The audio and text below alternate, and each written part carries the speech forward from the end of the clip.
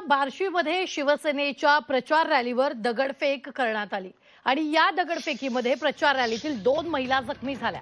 शिवसेना उद्धव ठाकरे पक्षाचे उमेदवार दिलीप सोपल यांच्या समर्थकांनी दगडफेक केल्याचा आरोप शिवसेनेचे उमेदवार राजेंद्र राऊत यांनी केला। या प्रकरणी चौघांविरुद्ध गुन्हा दाखल झाला।